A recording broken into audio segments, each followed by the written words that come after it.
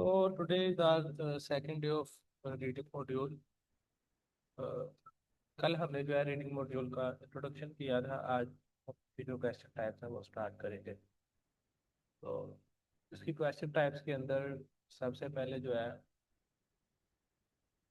True false and not given, इसका देख लेते हैं। ट्रू फॉल्स नॉट गिवन की बेसिक अंडरस्टैंडिंग में है ट्रू कब चूज करना है, फॉल्स और नॉट गिवन।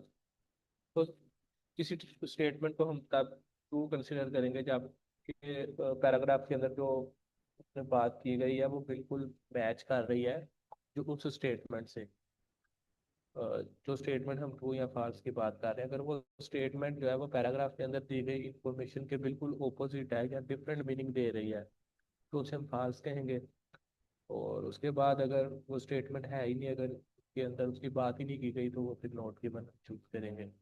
तो कॉमनली जो स्टूडेंट्स मिस्टेक करते हैं उसके अंदर सबसे पहले तो आ जाता है कि जो सेंटेंस है उसको कंप्लीटली अंडरस्टैंड नहीं करते, पार्शली अंडरस्टैंड करते हैं। कभी ऐसे होता है कि थोड़ा सा अंडरस्टैंड कर लेते हैं और उसके बारे में पैराग्राफ के अंदर बात की गई है, तो उसे कंप्लीटली जब अंडरस्टैंड नहीं करते तो हो सकता है कि वो ट्रू बात हो और उसे वो फॉल्स जो है वो सिलेक्ट कर लें। तो इस तरह से फिर गलतियां हो जाती हैं। तो आपने क्या करना है कि जो स्टेटमेंट दी गई है जिसके बारे में हमने ट्रू फॉल्स या नॉट गिवन बताना है, उसको कम्प्लीटली अंडरस्टैंड करना है। और उसके बाद क्या है कि नोट गिवन, अगर मिसाल के तौर पे किसी के बारे में बात ही नहीं की गई तो वो फिर हम नोट गिवन सेलेक्ट करेंगे। लेकिन होता क्या है कि स्टूडेंट्स क्या करते हैं या कैंडिडेट्स क्या करते हैं, वो उस बात को ढूंढने में टाइम को वेस्ट कर देते हैं कि हो सकता है इसके बारे में बात की गई हो। या फिर कभी ऐसे भी होता है कि बात की होती है और हमें मिल ही नहीं रही होती, तो इस तरह से फिर टाइम बड़ा वेस्ट हो जाता है। तो ये प्रैक्टिस से ही चीज़ें ठीक हो। ये ट्रू फॉल्स नोट गिवन की बात हो गई। तो इसके बाद हम देख लेते हैं यस नो और नॉट गिवन। अब इन दोनों का इकट्ठा मैं क्यों बता रहा हूँ, क्योंकि देखने में ये एक जैसे ही लगते हैं, ट्रू फॉल्स और नॉट गिवन और यस नो नॉट गिवन। लेकिन इनमें स्लाइटली डिफरेंस ये है कि ट्रू के अंदर हमने देखना है कि जो जिस स्टेटमेंट का हमने ट्रू या फॉल्स बताना है वो पैराग्राफ के अंदर दी गई इंफॉर्मेशन से बिल्कुल जो है वो मैच कर रही है कि नहीं कर रही। लेकिन यस नो के अंदर हमने देखना होता है, यस नो के अंदर ओपिनियंस की बात होती है, राय की बात होती है कि जो राइटर है वो राय क्या दे रहा है, ओपिनियन क्या दे रहा है, उसकी ओपिनियन क्या है। तो अगर उसकी ओपिनियन स्टेटमेंट से मैच कर रही है तो फिर हम यस चूज करेंगे, और अगर वो मैच नहीं कर रही, कंट्राडिक्ट कर रही है, तो फिर हम नो चूज करेंगे। और उसके बाद नोट गिवन तब हम चूज करेंगे जब हम राइटर की ओपिनियन को अंडरस्टैंड ही नहीं कर पा रहे कि राइटर की इस बात, राइटर की ओपिनियन क्या है, तो फिर हम नोट गिवन चूज करेंगे। तो उसके अंदर जो कॉमन मिस्टेक्स देखी जाती हैं वो ये है कि राइटर की जो ओपिनियन है उसकी हमें समझ ही नहीं आ रही होती, या फिर जो है दूसरे लोगों की जो बातें हो रही होती हैं उनके ओपिनियंस को हम फिर राइटर के ओपिनियन से जो है वो कंफ्यूज कर देते हैं। मिसाल के तौर पर राइटर किसी दूसरे शख्स की बात कर रहा है और उसकी ओपिनियन बात के बारे में बता रहा है, तो हम वो ओपिनियन समझ लेते हैं। तो ऐसा नहीं करना, राइटर के ओपिनियन और दूसरे लोगों के ओपिनियन में जो है वो फर्क करना है। और वही पहले वाली मिस्टेक जो ट्रू फॉल्स वाले में थी कि नोट गिवन जो है वो बात दी गई नहीं है तो उसे ढूंढने लग जाते हैं, तो उसमें टाइम वेस्ट हो जाता है। तो ये जो दोनों क्वेश्चन टाइप्स हैं, ट्रू फॉल्स नोट गिवन और यस नो नोट गिवन, इन दोनों को सोल्व करने की जो स्ट्रेटजी है वो एक ही है। तो इसे सोल्व कैसे किया जाए, सबसे पहले क्या करेंगे, पहले हम क्वेश्चन देख लेते हैं।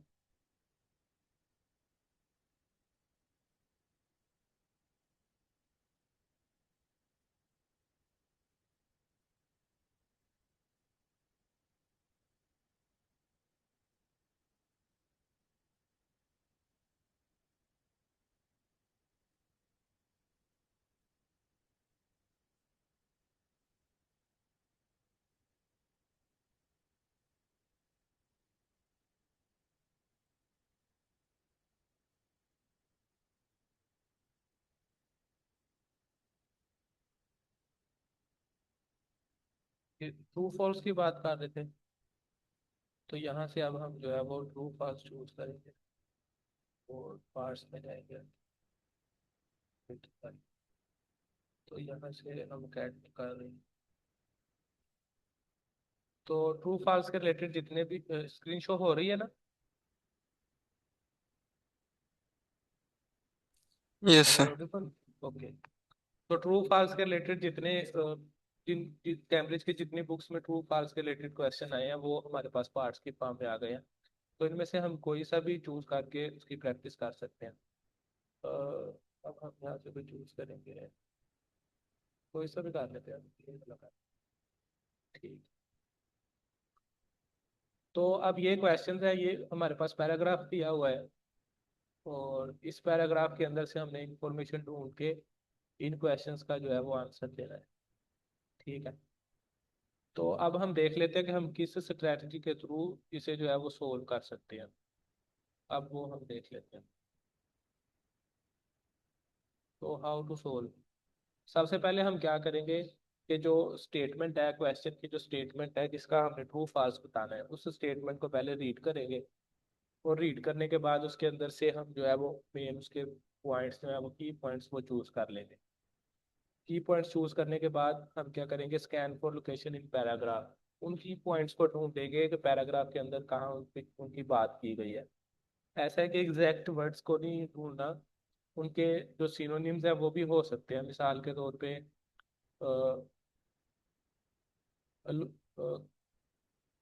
कोई बात की गई है अप साइड या डाउन साइड, मतलब कि अभी वर्ड माइंड में नहीं आ रहे। तो कोई भी वर्ड्स है उनके सिनोनिम्स आप जो है वो उन वो सिनोनिम्स भी देखने, एग्जैक्ट वर्ड्स नहीं देखते पैराग्राफ के अंदर। उसके बाद रीड द स्टेटमेंट अगेन। जब वो आपको वर्ड्स रिलेटेड मिल गए, आपने दोबारा स्टेटमेंट पे जाना है और उसे दोबारा से रीड करके वापस आना है। उस जगह पे क्या करना है कि दोबारा आपने जहाँ पे आपको की वर्ड्स मिले थे पैराग्राफ के अंदर, फिर उस आपने उस जगह से पैराग्राफ को अच्छे तरीके से रीड करना है।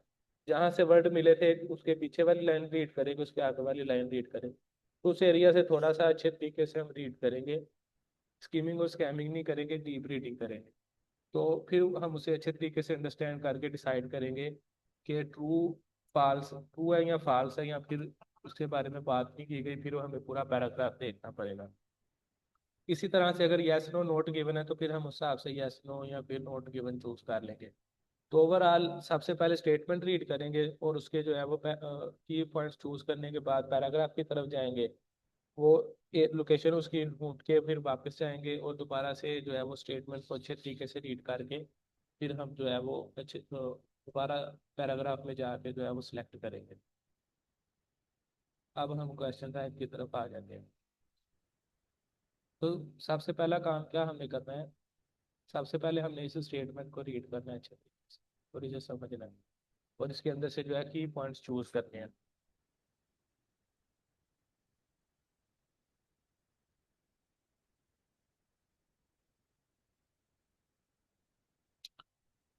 तो आप लोग भी रीड करें। पीपल हैड एक्सपेक्टेड है।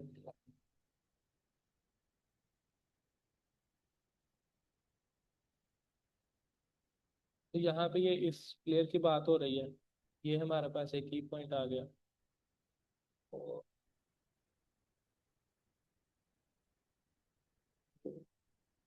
चलिए ये एक की पॉइंट आ गया और ये जो है बिफोर 2026 ये की पॉइंट आ गया और ये टेनिस प्लेयर। अब ये की पॉइंट्स कुछ हमने चूज कर लिए हैं। अब इन की पॉइंट्स को जो है हम इस पैराग्राफ के अंदर देखेंगे। और एक और बात है कि यहाँ पे जो क्वेश्चंस दिए गए हैं वो लाइन वाइज होंगे। ऐसा नहीं है कि ये जो पहला क्वेश्चन है इसकी बात जो है वो नीचे कहीं पे जाके हो और जो दूसरा क्वेश्चन है उसकी बात शुरू में हो जाए, नहीं ऐसा नहीं होगा। जो पहला क्वेश्चन है या पॉइंट है इसकी बात पहले होगी, फिर दूसरे पॉइंट की बात होगी, फिर तीसरे पॉइंट की बात होगी, इस तरह से चलेंगे।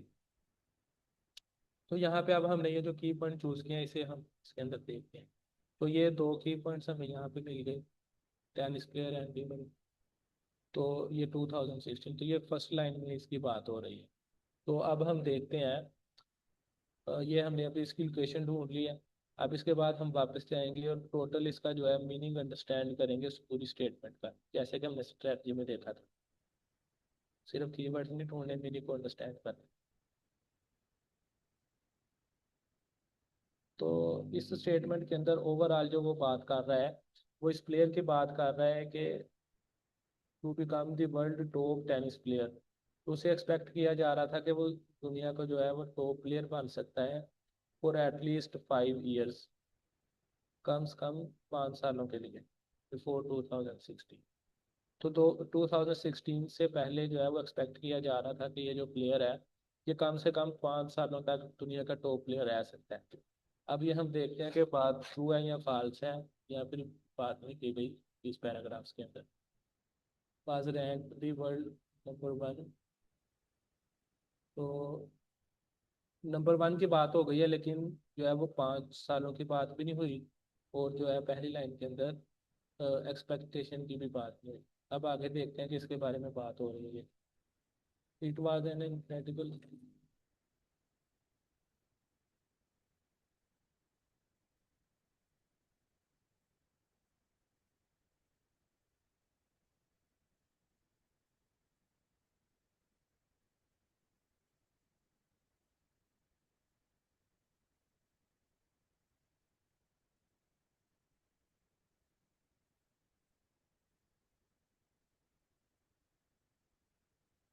यहाँ पे ये है that 5 years previously he had been regarded as a talented outside the school actor, but never.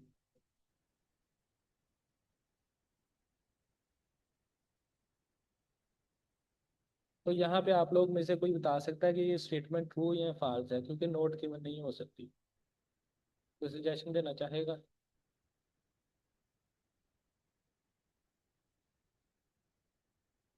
क्योंकि मुझे तो ये स्टेटमेंट जो है वो फॉल्स लग रही है। उसकी रीज़न ये है कि उसे एक्सपेक्ट किया जा रहा था 2016 से पहले। उसे एक्सपेक्ट किया जा रहा है कि वो 5 सालों तक दुनिया का जो है वो नंबर वन प्लेयर रह सकता है। लेकिन यहाँ पे जो है वो पहली स्टेटमेंट में बात हुई कि 2016 के अंदर वो नंबर वन रैंक पे था।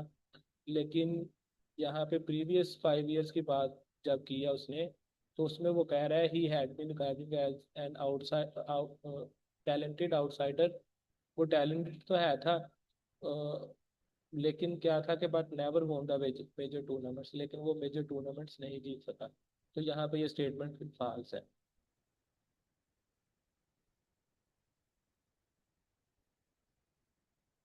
उसके बाद second statement, the change that Andy Murray made to be racquets attracted a lot of attention.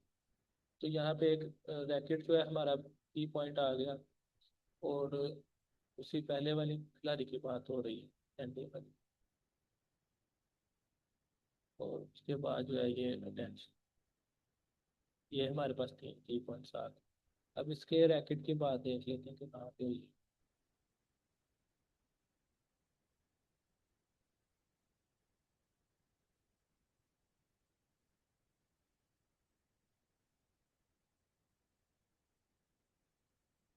ये रैकेट।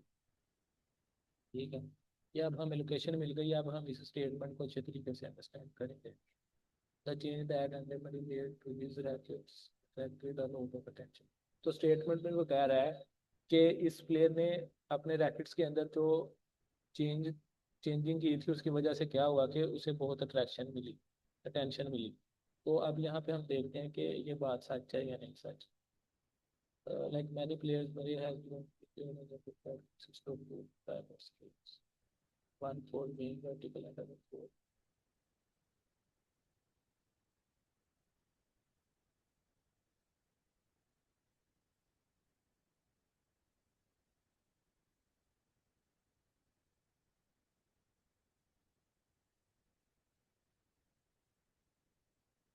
तो इस एरिया में इसकी बात की जा रही है। अ, तो आगे भी देख।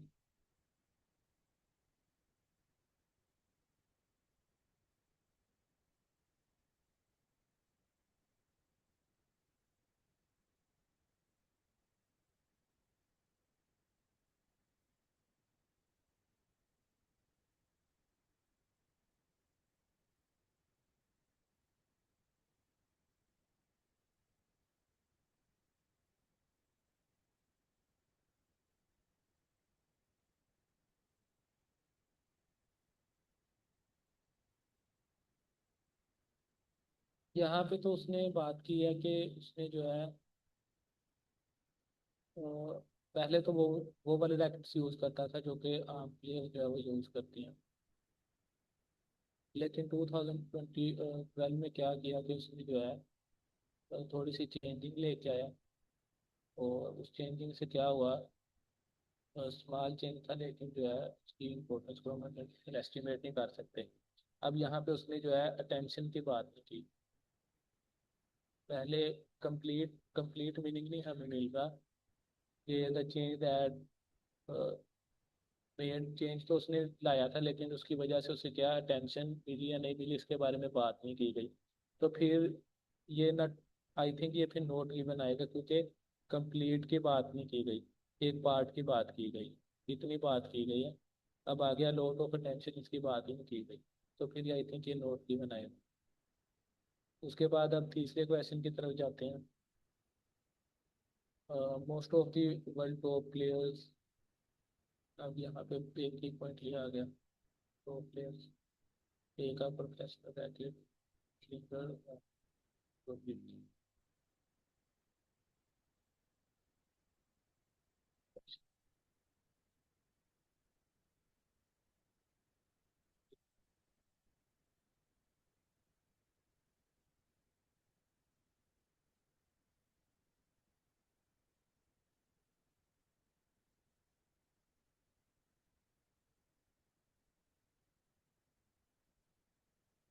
अब हम इसके आगे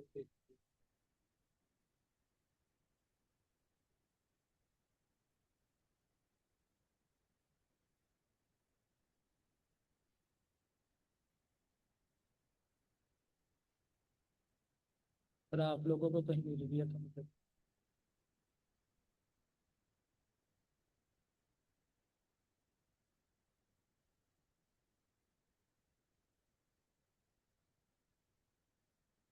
एक तो ये आई थी।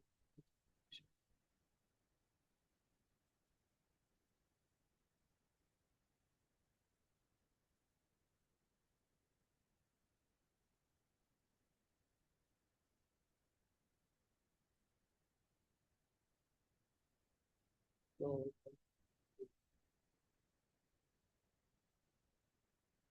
उसके बारे में बात। तो आगे का कंप्लीट मीनिंग देखते हैं। Most of the world player take a professional racket Springer.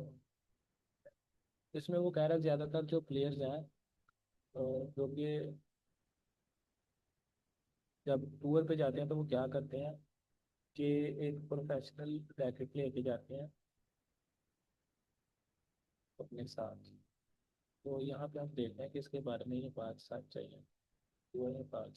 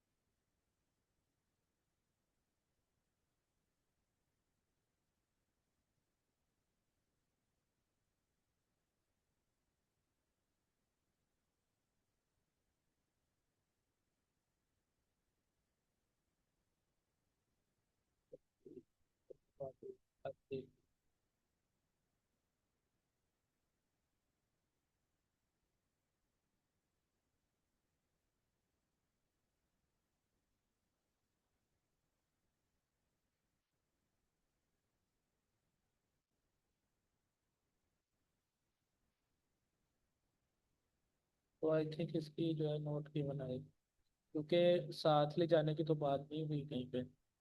ये बात हुई है कि प्रोफेशनल्स के जो है वो कस्टमाइज्ड जैकेट्स होते हैं, लेकिन ये बात नहीं की गई कि वो साथ लेके जाते हैं या नहीं लेके जाते। तो ना ये ट्रू आ रहा है ना ये फॉल्स आ रहा है, तो फिर भी नोट भी बनाएगा।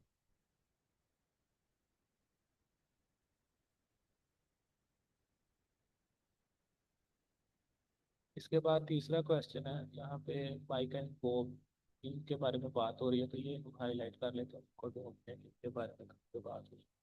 तो ये हमें इन्फॉर्मेशन मिल गई, माइक एंड बॉब। अब हम स्टेटमेंट को अच्छे तरीके से रीड करते हैं और देखते हैं कि इनके बारे में क्या हमें कुछ brackets that are like comparison to like your total brackets. तो स्टेटमेंट में वो कह रहा है ये जो दो प्लेयर हैं ये ऐसे रैकेट्स को यूज़ करते हैं कि जो बाकी मेजोरिटी ऑफ रैकेट से क्या है, लाइट है, हल्के हैं। अब हम देखते हैं कि ये बात वाकई ट्रू है या फाल्स है। तो यहाँ से अब हम रीड करेंगे। तो we are very particular with our activities are such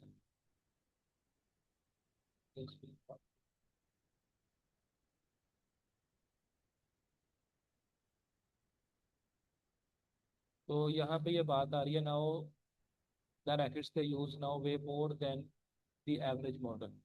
तो यहाँ पे वो कह रहा है कि उनके जो रैकेट्स हैं उनका वजन आम रैकेट्स होते हैं, आम जो मॉडल्स होते हैं रैकेट्स का उससे ज़्यादा है। तो लेकिन यहाँ पे उसने लाइट की बात किया, तो इसका मतलब है ये जो स्टेटमेंट है ये फाल्स है। और उसके बाद जो है वो नेक्स्ट क्वेश्चन, ये वर्नर फिशर ये जो प्लेयर है प्लेयर, एक ये हमारे पास एक रैकेट के लिए टाइप है, ये एक हमारे पास कीवर्ड हो गया। और आगे वो कह रहा है डिजाइंड हिमसेल्फ, और ये इस प्लेयर की बात हो रही है। तो ये हमारे पास कीवर्ड्स आ गए, तो मेन ये हमारा कीवर्ड है, इसे हमने ढूंढना है कि ये कहाँ पे लिखा है। तो ये आगे वाले करेंगे।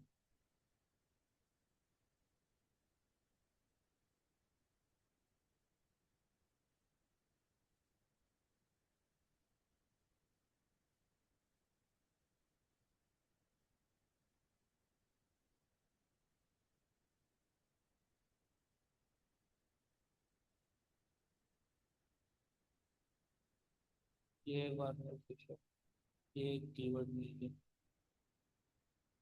और ये दूसरा भी है। तो अब हम देखते हैं कि वो क्या बात कर रहा है। वो कह रहा है ये जो प्लेयर है इसने इस रैकेट को क्या किया, इन इन चीज जो भी है इसका मतलब है। तो इसका यूज करके उसने क्या किया कि अपने रैकेट को खुद जो है वो डिजाइन किया।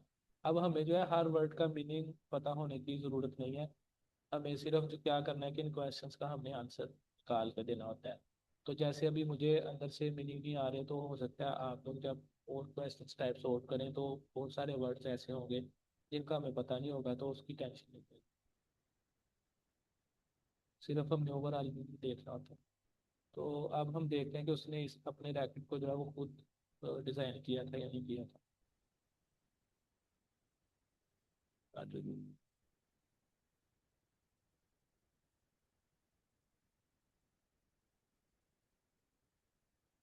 तो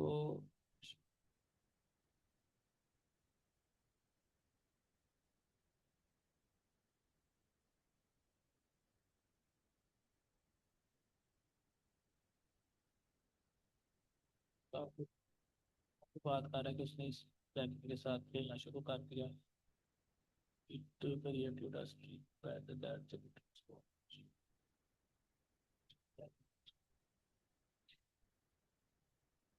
अब आगे वो कह रहे हैं इसको बैन कर दिया गया।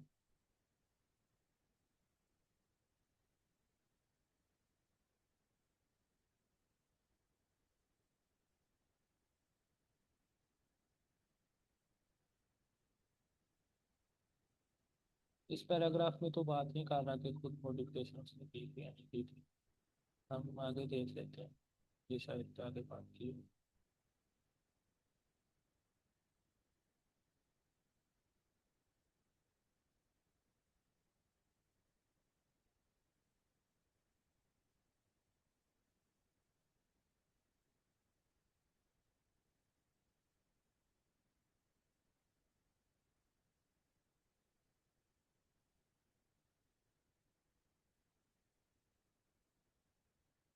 सर आप 5 का आंसर ढूंढ रहे हैं? हाँ जी। अच्छा अच्छा। हाँ साहब, हम देख रहे हैं कि इस स्टेटमेंट के उसने अंदर बात किया कि उसने जो है रैकेट को खुद डिजाइन किया था या नहीं किया था। इस पैराग्राफ में भी हमने देखा है कि खुद डिजाइन करने वाली बात नहीं उसने की, इतनी बात की है कि मॉडिफिकेशन लेके आया था। तो आगे हम देखते हैं कि उसने खुद डिजाइन किए कहीं नहीं किए। ये जो ऊपर बात उसने कही, इट क्रिएटेड अ स्ट्रिंग, ये क्या? String bed. हाँ वो दूसरी भी थी ना, दो कैटेगरी हैं। ठीक है। नहीं, वो कह रहा है कि स्ट्रिंग्स का पैड इस तरह से बन गया था कि उसने जो है वो generated so much topspin. तो टॉप इसकी वजह स्पिन से दैट क्या इज हुआ क्विकली कि ban by the international tennis. ठीक इंटरनेशनल है। टेनिस फेडरेशन इसे बैन कर दिया। हाँ ठीक है ठीक है। अब आगे वो कह रहा है कि विद इन डिकेड दूर होकर रेगुलरिटी हो गई मॉडिफिकेशन करना, और फिर क्या किया गया कि same page aspect of the games. तो ये इसे नॉर्मल करार दे दिया गया अपने जब। तो आई थिंक ये नोट गिवन बन रहा है, क्योंकि इस पैराग्राफ में भी नहीं मिल रहा कहीं पे कि उसने खुद मॉडिफिकेशन की है या नहीं की। तो आधा आधा हिस्सा मिल रहा, आधा नहीं मिल रहा। तो जब तक हमें पूरा हिस्सा नहीं मिलेगा तो इसका मतलब है कि वो नोट गिवन है, उसे हम गिवन नहीं कह सकते। अब अगर आगे हम कहीं पे रीड करें और मिल जाए फिर हम इसे चेंज भी कर सकते हैं। तो आगे हम जो है वो क्वेश्चन नंबर 6 की तरफ आते हैं। द वेदर, वेदर की बात आ गई। Can affect how professional adjust. Strings की एडजस्टमेंट की बात आ रही है। स्ट्रिंग जो आपको पता है रैकेट्स के हैं। तो हमारे पास वेदर है मेन हमारा की पॉइंट, और दूसरा जो है वो स्ट्रिंग जोन रैकेट्स है।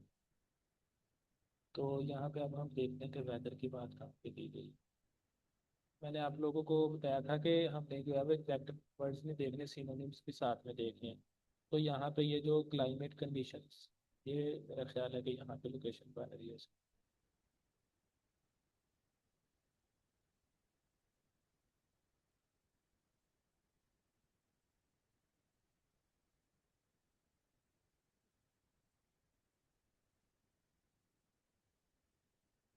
वेदर की ओर। ठीक है। अब हम देखते हैं कि वापस आके इस पूरे लाइन का जो है वो मीनिंग क्या है। The weather can affect how professional players adjust the strings of their rackets. तो वो कह रहा है कि जो मौसम है उससे भी अफेक्ट पड़ता है कि प्रोफेशनल जो हैं रैकेट्स के स्ट्रिंग को किस तरह से एडजस्ट करते हैं। तो अब हम यहाँ पे आके देखते हैं। Modification they will continuously change it depend on the various factors accordingly।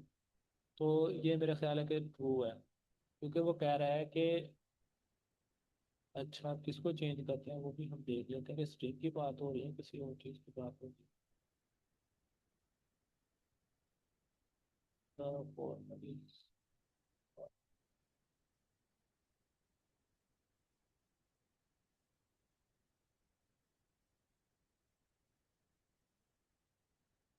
तो मेरा ख्याल है कि ये ट्रू है, ऐसा ही है। क्योंकि यहाँ पे जो है उसने स्ट्रिंग बेड की बात कर रहा है। तो वो कह रहा है कि ये जो है वो twice of string and tension they are star with something all professional players experiment with. तो सारे प्रोफेशनल्स जो है ना इसके साथ एक्सपेरिमेंट करते रहते हैं। और वो मुसलसल इसे चेंज करते हैं, इन फैक्टर्स पे डिपेंड करते हैं। इन फैक्टर्स के अंदर क्लाइमेट कंडीशन भी आ रही हैं, जो कि वही बात उसने बेहतर की है। तो ये ट्रू है। हो सकता है मैं गलत भी हूँ, तो हम भी सीख ही रहे हैं अभी। अब इसके बाद नेक्स्ट क्वेश्चन आ गया। It is believe that the change, तो ये प्लेयर का नाम आ गया, may to this racquets contribute to this home सर्व।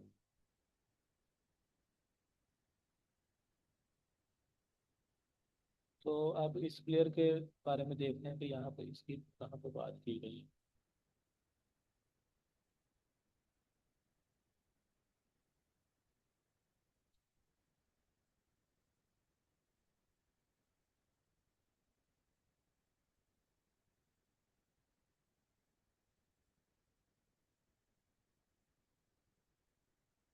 चलो।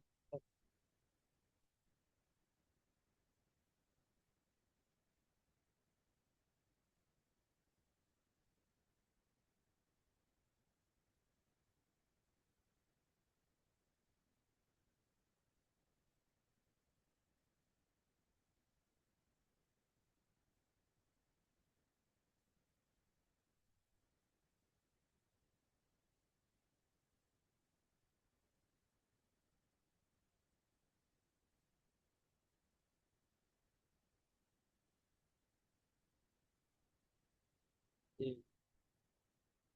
लोकेशन आ गई है हमारे पास। अब हम क्या करेंगे कि दोबारा से वही स्टेटमेंट को समझेंगे अच्छे तरीके से।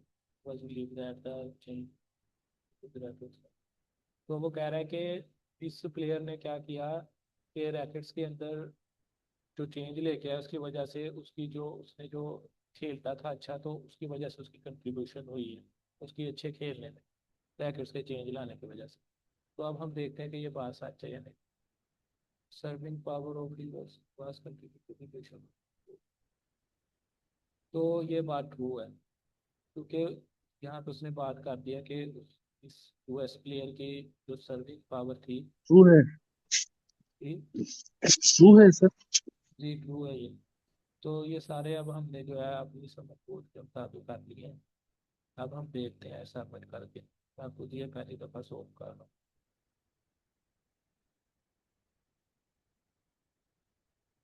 तो ये एक दूसरा क्वेश्चन जो है ये हमारा गलत हो गया, बाकी हमारे अल्हम्दुलिल्लाह ठीक है। तो ये अब हम चेक भी कर सकते हैं कि ये क्यों गलत हुआ है। तो ये जो है ये दूसरे क्वेश्चन का आंसर है। तो अटेंशन ये बात है। another change was so subtle as to pass more or less unnoticed। तो इससे एक्सप्लेनेशन देखिए। तो यहाँ से इस तरह से हम चेक भी कर सकते हैं कि हमारा आंसर गलत क्यों हुआ है। और हम हमारी जो गलतियाँ होंगी उसे हम क्या करेंगे कि जितने भी हम प्रैक्टिस कर रहे हैं, अभी तो हम स्ट्रैटेजी सीख रहे हैं ना, तो जो भी हम प्रैक्टिस करेंगे उसके अंदर हमारी जो भी मिस्टेक आएगी वो हम नोट डाउन कर लेंगे और कोशिश करेंगे नेक्स्ट टाइम वो मिस्टेक ना हो। तो इस तरह से जितने भी हम प्रैक्टिस करेंगे और जैसे जैसे गलतियाँ हमारी होती जाएंगी वो सारी हम नोट डाउन हो जाएंगी, और हमें पता चल जाएगा कि हम कहाँ कहाँ पे गलतियाँ करते हैं। तो अगली दफ़ा फिर हम कोशिश करेंगे कि वो ना हो, और एंड पे फिर हमारी गलतियाँ कम से कम हो फिर। तो ये हमने जो है ट्रू फॉल्स और नॉट गिवन की प्रैक्टिस की है। अब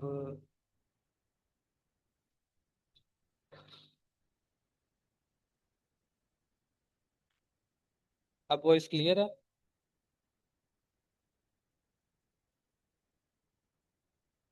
जी क्लियर है। जी जी।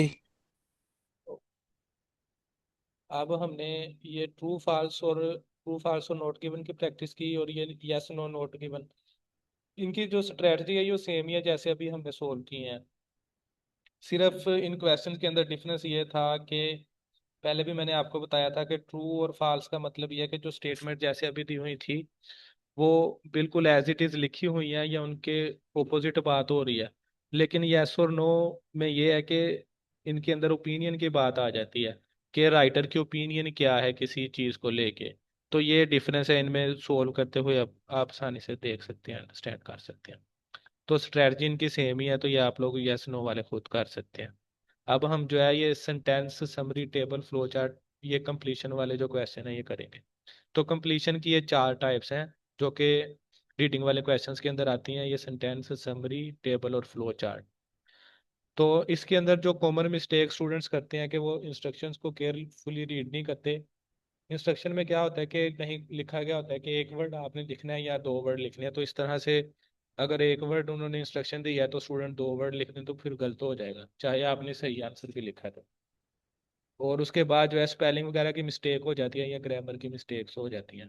तो इसे सोल्व करने के लिए हम क्या करते हैं कि सिंपली जो लिखा हुआ है पैराग्राफ के अंदर उसे देख के लिखने के बजाय आराम से उधर कॉपी पेस्ट वाला जो सिस्टम है वो कर लेते हैं, इजी रहता है ऐसे। और स्ट्रैटेजी हम क्या यूज़ करते हैं कंप्लीशन वाले क्वेश्चंस को सोल्व करने के लिए। पहले हम जो है वो क्वेश्चन देख लेते हैं।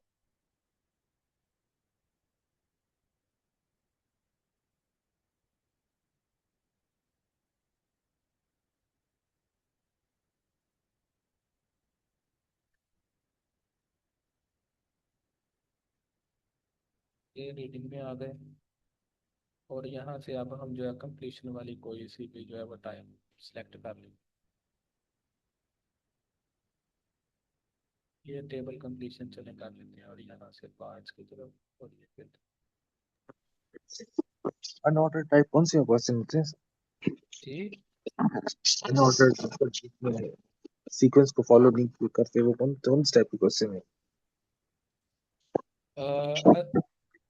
यहाँ पे कल वाली आपने क्लास ली थी? कल अच्छा। मिस हो गई। ओवरऑल मैंने आपको कल भी बताया था कि हमारे पास जो है वो तीन सेक्शंस होते हैं रीडिंग वाले के अंदर। तो तीन सेक्शन, पहले सेक्शन के अंदर जो है इजी पैराग्राफ होते हैं, फिर दूसरे में थोड़ा डिफिकल्ट होता है क्वेश्चंस को ढूंढना, फिर तीसरे में थोड़ा डिफिकल्ट। तो अब ये जो क्वेश्चंस टाइप है हम इसकी प्रैक्टिस कर रहे हैं सेपरेटली। जितनी भी क्वेश्चंस टाइप है हम देख रहे हैं कि हर एक क्वेश्चन को कैसे सोल्व किया जाए। अब जब हम ये समझ लेंगे तो फिर एंड पे हम जो है ओवरऑल सारे टेस्ट को सोल्व करेंगे कि ओवर सारे मॉड्यूल का एक मॉक टेस्ट देंगे। तो इस तरह से हम कर रहे हैं। पहले पार्ट के अंदर ज्यादातर ट्रू फॉल्स और नोट गिवन वाले आते हैं, तो वो हमने कर लिए हैं।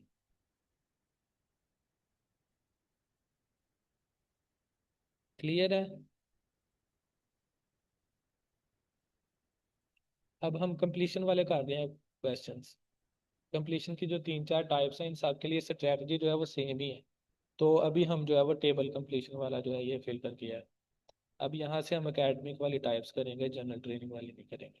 तो ये जो है ये बहुत कम क्वेश्चंस आते हैं, इसलिए जो है ये सिर्फ इतने से ही आए हैं जो कि कैम्ब्रिज की सारी बुक्स के अंदर अवेलेबल हैं क्वेश्चन। तो यहाँ से हम कोई सा भी एक सिलेक्ट कर लेते हैं। ये 15 वाला चलें कर लेते हैं। तो यहाँ से ये हमारे पास जो है ये पैराग्राफ आ गया है और ये पार्ट वन का क्वेश्चन है। पार्ट वन लिखा हुआ है। तो ये पैराग्राफ है हमारे पास, और इन पैराग्राफ के अंदर से हमने जो है इन क्वेश्चंस के जो है वो आंसर देने हैं। ठीक है। अब हम देखते हैं कि किस स्ट्रेटजी को यूज करके हम जो है वो क्वेश्चंस का आंसर दे सकते हैं आसानी से।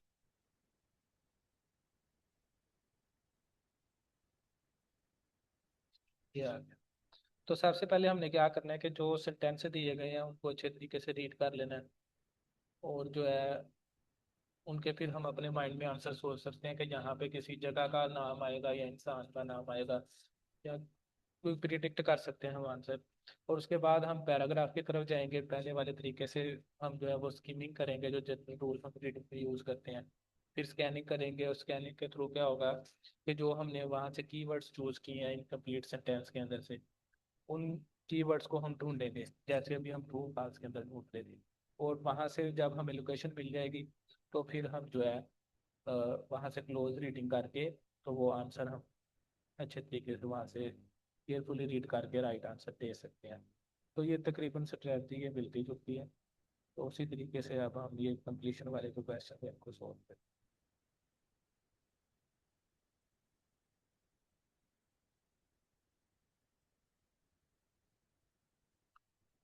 तो तो हमारे जो सबसे पहले जो स्टूडेंट्स मिस्टेक करते हैं वो ये करते हैं कि इंस्ट्रक्शंस रीड नहीं करते। तो इंस्ट्रक्शन में कह रहा है कि चूज वन वर्ड ओनली, तो हमने एक ही वर्ड जो है वो उसे चूज करना है इन फिलिंग द ब्लैंक्स को कवर करने के लिए।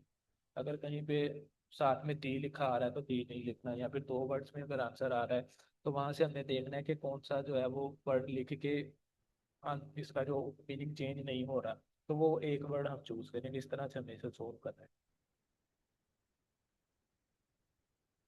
तो इसके अंदर एक तो ये मिडिल एजेस के बारे में बात करेंगे यहाँ पे। कोई भी कीवर्ड अब हम चूज कर रहे हैं। ये कोई चीज़ है जो कि यूरोप में brought to the Europe Europe लेके आए बाय दी। किसी चीज़ से मेरा ख्याल है कि यहाँ पे किसी चीज़ का नाम आएगा शिप वगैरह से। तो यूरोप किसी चीज़ को लेके आए हैं मिडल एजेस के अंदर। तो अब हम देखते हैं कि ये कीवर्ड्स हमें कहाँ पे मिलेंगे। एक ये आ गया, यूरोप के बाद के बात हो गई। ये ये कोई कॉस्टली इंग्रेडिएंट है जिसके बारे में बात हो रही है, और वो यूरोप लेके आई मिडल एजेस के अंदर बाय दी। ये अब हमने आंसर देना है कि अरब तो नहीं आएगा यहाँ पे? क्या। Throughout the period the Arab मतलब अरब्स वर एक्सक्लूसिव इंपोर्टर थे मतलब ऑफ द हाँ spice to I the think Europe. यही आएगा। मेरा ख्याल है यही आएगा। तो लेकिन अभी हम स्पाइस का वो कह रहा है इंपोर्टर ऑफ द स्पाइस, तो स्पाइस यही चीज है फिर? नटमेग? कि ये जो चीज़ है ये बहुत ज़्यादा इसकी कीमती है और कॉस्टली इंग्रेडिएंट है ना। तो इंग्रेडिएंट जो है वो वही मिर्च मसाले जो होते हैं वो कहते हैं। तो मेरा ख्याल है कि ठीक है आंसर अरब्स वाला। तो इसे हम जो है वो मिस्टेक से बचने के लिए हम इसे कॉपी पेस्ट करेंगे यहाँ पे। तो ये अरब्स आ गया। अब उसके बाद दूसरा क्वेश्चन है 16th सेंचुरी। और 16th सेंचुरी की बात होगी और European nations to control of इस इंग्रेडिएंट का जो है यूरोपियन नेशन ने कंट्रोल ले लिया। अच्छा ये तो क्वेश्चन ही है। ठीक है अब ये दूसरा क्वेश्चन यहाँ से उसका आंसर मेरे ख्याल इधर ही है, वो ऊपर वाला पहले कर लेते हैं इस टाइम को। चलें। ये यही है दूसरा। लेकिन अच्छा, वो ऊपर वाला वैसे था लिखा हुआ। जी वो मैं मिस्टेक से यहाँ पे देखना फिल इन द ब्लैंक ही नहीं है कोई। तो ये है दूसरा क्वेश्चन। ये है अच्छा। Fill in the blank. was believed तो to be effective against the disease known as तो वो the। कह रहा है कि इस इंग्रेडिएंट की जो डिमांड है वो इंक्रीज हो गई मेरा है। ख्याल यहाँ डिजीज का नाम आएगा, against the disease known as यहाँ द। किसी डिजीज का नाम आएगा। तो अब दे हम जो the है high वो इसी price। डिजीज के बारे में यहाँ पे देखते हैं कि कहाँ पे बात हो रही है जब इसकी जो डिमांड है वो बढ़ गई। तो अब हम यहाँ पे देखते हैं।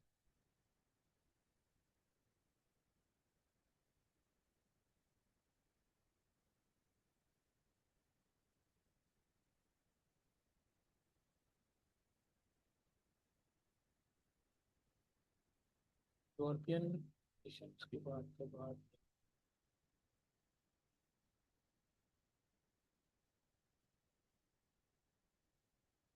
और ये 16th सेंचुरी के भी बाद की बात आ रही है ना। तो 16th सेंचुरी की बात यहाँ पे हो रही है इसके बाद में यूरोपियन नेशंस की बात और फिर इसकी बात। ये 16th सेंचुरी नहीं है, 16th सेंचुरी वह है जो 1500 के बाद शुरू हुई। ये डिजीज की बात आ रही है।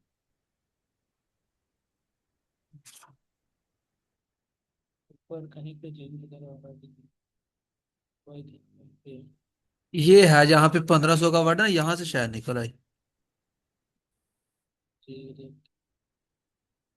ये जो यहाँ पे डिजीज की भी नहीं कहीं पे बात है। तो यूरोपियन नेशंस के बाद में इसकी बात आ रही है।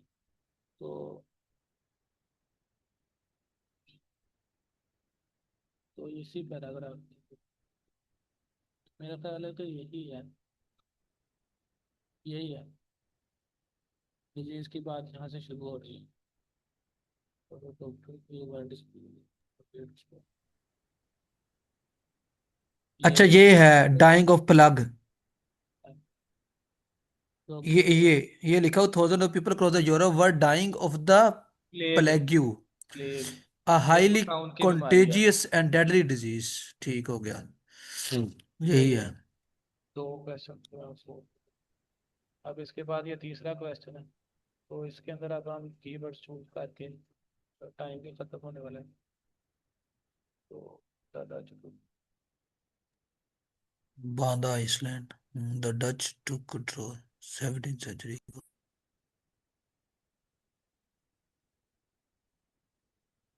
तो उन्होंने इसकी जो प्रोडक्शन है उसे रिस्ट्रिक्ट कर दिया जब उन्होंने इतने इस इलाके का जो क्या कंट्रोल लिया।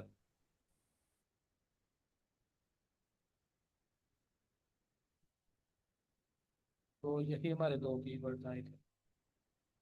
बांदा आइसलैंड जो रिस्ट्रिक्टेड। ये बांदा आइसलैंड की बात यहाँ पे आ गई। और इन्होंने कंट्रोल लिया था Dutch. Dutch arrived and took over. यहाँ पे कंट्रोल की बात आ गई। once securing control the Deutsche Bank to protect them। तो यहाँ पे एक आंसर था। ये लोकेशन हमें मिल गई है। वो फ्यू एरियाज पुट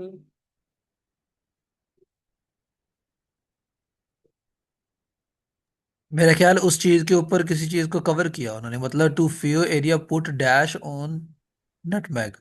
शायद उसके ऊपर कोई पाबंदी लगाई हो ना, ये इस तरह की। ये पाबंदी की बात यहाँ पे हो गई है। restrict nutmeg production to a fair area, put that they तो चलें यहाँ पे concentrated तो all nutmeg production into the fury easily guarded area. With यार लाइम, ये वही लाइन विद हो रही लाइम। है। अच्छा, was covered with the lime to make sure, हाँ ठीक है, lime आना है। अब आगे भी देखते हैं कि being cultivated outside of carrying seed island. without proper, अच्छा, a silver यही है, called, यही है लाइन, यही है। देखो, क्योंकि वो कह रहा है कि उन्होंने उसके ऊपर लाइम डाल दिया ताकि इस ingredient to avoid being cultivated outside the islands, तो आइसलैंड से ये बाहर कभी ग्रो ना कर सके। तो यहाँ पे यही बात हो रही है कि all exported was covered with lime. तो जो बाहर ये इंग्रेडिएंट उस इलाके से बाहर जा रहा था तो उसके ऊपर ये लाइम डाल देते थे ताकि to make sure there was no chance, ताकि बाहर जो है इस सीड को दोबारा पैदा ना कर सके आइसलैंड के बाहर जाके, तो लाइम ही आएगा। तो और अगली बात उसने उधर ही मिल जाना इसका भी। It is finally being obtained cultivated island of outside the Iceland, finally obtained the Iceland of, किसी आइसलैंड की बात कर रहे हैं। उन्होंने कोई आइसलैंड लिया ऑफ डैश फ्रॉम ब्रिटिश, ये मतलब कोई किसी मेरे ख्याल कंट्रोल में लिया। वन ऑफ द जी, Banda island a silver land called Run, there was island of, Banda तो नहीं होगा, ठहर जाए एक मिनट, नीचे कोई और आइसलैंड ब्रिटिश का से नाम लिया है। था ना, ब्रिटिश है ये तो हमारा फ्रॉम जो ब्रिटिश, मेन पॉइंट।